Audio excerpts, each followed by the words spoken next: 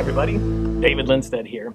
The last thing I want to talk about in this segment about stakeholder and particularly participant engagement is quantifying instincts, quantifying feelings.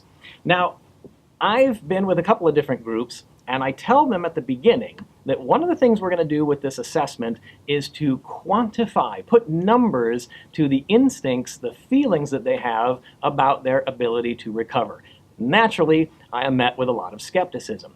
But at the end, usually, they are very much engaged and very much responsive to the numbers that we come up with. So here's an example.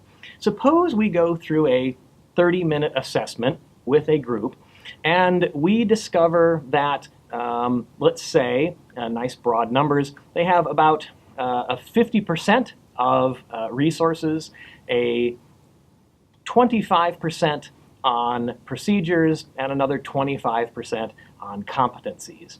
What we can say at the end is something very much in English like this.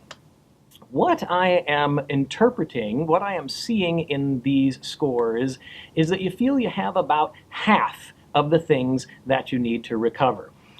You would be able to get some of those later, but really for what you need to recover, particularly, for example, IT hardware, you don't have it right now. So 50% of the stuff you've got, 50% of the stuff that you don't. When it comes to knowing what you're going to do at time of disaster and feeling comfortable, you're not very comfortable that you know what to do. You would be able to do some things right away, but there's a lot of things you would have to figure out at time of disaster. And this would take time and maybe cost additional time and money and resources and branding and those types of things. And then here I see on your competencies, you really don't feel like you've tried this. You really don't feel like you've practiced. It looks like you've done some planning and you have some documentation, but you've never really tried it, you've never really had a test, and there's not a lot of awareness about what you would do. And the sense that I get back from the participants is, you know, that really does describe how we feel about where we are with recoverability.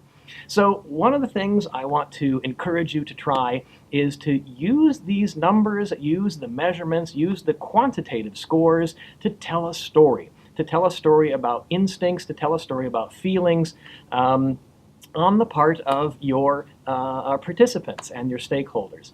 You can then go and have a similar discussion with leadership, and you can say, look, we can talk about these numbers and we can talk about the scores and we can talk about the measurements in a little while. Let me start off by saying, as a summary, your people are telling you that they feel they have about half of the things that they need.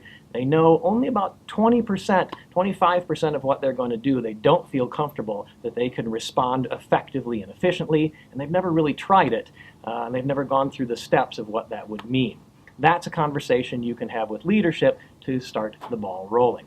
You can combine that nicely then, both the qualitative story and the quantitative results, bringing those things together.